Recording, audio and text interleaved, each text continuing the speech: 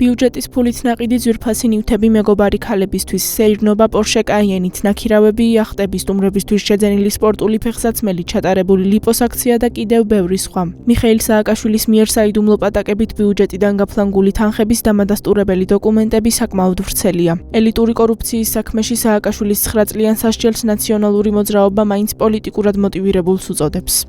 ძალიან ცუდია, როდესაც თანამდებობის პირი არ აქვს მნიშვნელობა, ხო, ვის რა თანამდებობა აქვს, ხარჯავს ხალხის ფულს თავისი პირადი კეთილდღეობისთვის. ნუ წარმოუდგენელია, ხო, აიღო და დააფინანსო მაგალითად საკუთარი შვილების სწავლა, ან დააფინანსო მეგობარი გოგოებისთვის, ადამიანებისთვის საჩუქრები. წარმოუდგენელია უბრალოდ თუ ამის გაკეთება გინდა, რა თქმა უნდა, შეუნდა გააკეთო შენი პირადი დანაზოგებიდან და პირადი შემოსავლებიდან და არა ხალხის და ბიუჯეტის ფულით. ვიճაკების საქმე აღმოჩნდა, რომ თურმე არის საკუთარი ოჯახის წევრების სწავლის გადასახადის დაფინანსება.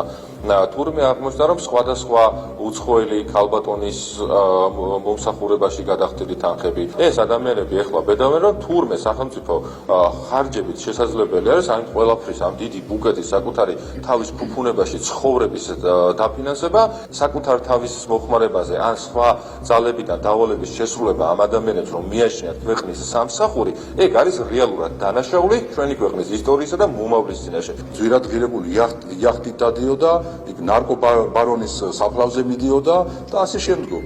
შესაბამისად ეს ქართველი ხალხის ფულით, რა თქმა უნდა, არ უნდა ეკეთებინა. სიმბოლურად არის სხვათა შორის ის, რომ 9 წელი გამოუვიდა, რომ მიუსაჯეს 9 წლიანი სისტემური დანაშაულის მქონე ყოფილ პრეზიდენტს. კოლექტიური ნაცმოძრაობისთვის ზოგადად ყველაფერი პოლიტიკურია, კრიმინალიც პოლიტიკურია, პოლიციასო სახეში გაარტყავ და იმას დაიჭერ პოლიტპატიმარია.